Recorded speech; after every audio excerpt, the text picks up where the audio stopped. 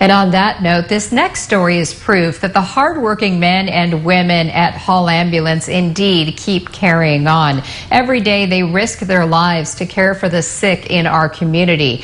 And if you have an emergency, they are your first point of contact. We're, of course, talking about Hall Ambulance paramedics and EMTs. But like so many frontline workers during this COVID pandemic, Hall first responders are under a great deal of stress and constantly find themselves in dangerous situations that could expose them to the virus.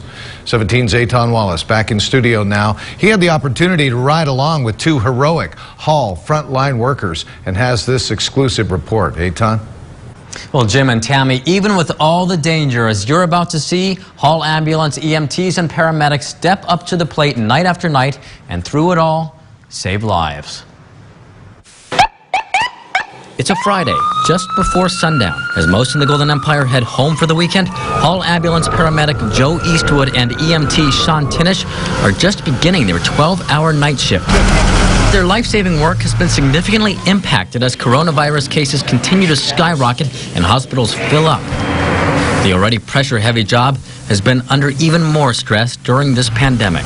Starting with the first cases last spring, Hall, the ambulance provider for roughly 90% of Kern County, did not miss a beat getting ready, quickly gearing up and cleaning every single ambulance during these COVID times. Going to people's houses, we're going to medical centers, we're going to prisons, we're picking up people anywhere you can imagine. Overall, the ambulance provider has seen a huge call volume increase. Take just the month of December, for instance. During December 2020, Hall responded to 9,704 calls, roughly 10% more than the previous year. Since the pandemic started, cardiac arrest calls were up 35% and mental health-related calls were up 19%. The system is so busy that ambulances are not being sent to less serious calls.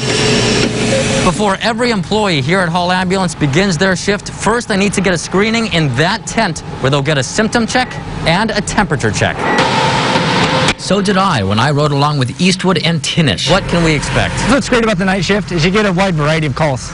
You know, you can get your gunshot wounds, you can get your car crashes, you get a lot of difficulty breathing calls, and you get it's a mix of everything. You know, if it's in the textbook, they're going to throw it at you.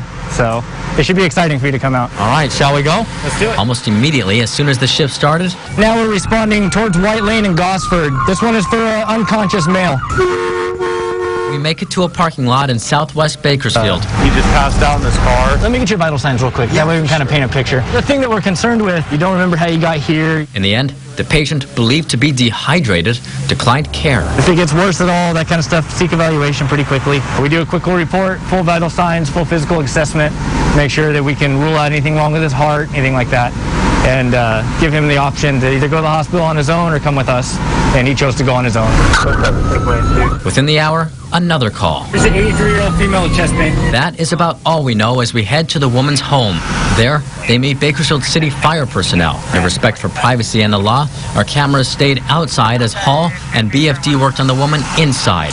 15 minutes later, they brought her out and put her into the ambulance. We'll get you down to the hospital. Once inside, they put a face mask on her, check her vitals, and head to the hospital. Destination, Bakersfield Heart Hospital. Upon arrival, they take her out of the ambulance and into the patient waiting area. That's when our cameras go off to comply with strict filming rules. In this case, the patient had not yet received a bed, but our crew was able to leave early after they called another crew to come in and watch the patient inside the hospital. As long as the charge nurse inside the hospital okays it, they can take over patient care, and it'll free up the paramedic ambulance to go back out and respond to more incidents. Well, it's just after midnight, but the calls don't stop. In fact, they're coming in. Now we are on our way to a report of someone in need of medical aid. Specifically, this call is one that has become all too familiar during these COVID times. The call for a possible coronavirus patient. 56.4. As we arrive, the pair puts on special protective gear. So right now, since it's a possible coronavirus type call, we have our N95 mask that goes on along with our isolation gown. So this way we just have an additional layer of protection. Sorry, I'm trying to do this pretty quick just because we have to get in there. And you take this seriously, very seriously. The coronavirus is a very real threat to us. They carefully approach the patient on the front porch and work to figure out her symptoms. You got a fever at all? Do you feel like you have chills? After a thorough symptom check, Tinish and Eastwood help the patient to the gurney. You're okay. We got you. The patient is loaded into the ambulance. After checking her vital signs, Eastwood gives her a reassuring update. Your blood pressure's good. Your oxygen level's great. Yeah, I don't see anything crazy jumping out at me. With that, they're on their way to the hospital. In this case, Adventist Health Bakersfield. After work, Eastwood and Tinish clean everything in the ambulance, resetting up the gurney and mopping down the floors. After about a half hour, the entire ambulance is wiped down. This emergency vehicle now ready to go back into service. And we do it for the citizens of Kern County. We don't do it for the recognition.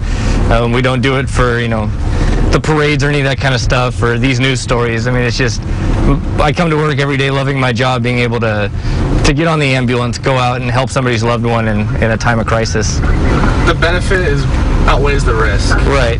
Knowing that at the end of the day you help someone in their worst time of their life, it's worth the risk in my mind. Now we're told all patients featured in this report were given the care they needed, which goes to show you what Tinish and Eastwood and all of the first responders do on a daily basis is truly life-saving. Now today, as Hall Ambulance celebrates its 50th anniversary, you can imagine former Bakersfield Mayor Harvey L. Hall is looking down, proud of this service he founded 50 years ago. In studio, Eitan Wallace, 17 News. Absolutely, and our hats off to those people who do such a difficult job. You Thanks, bet. Eitan.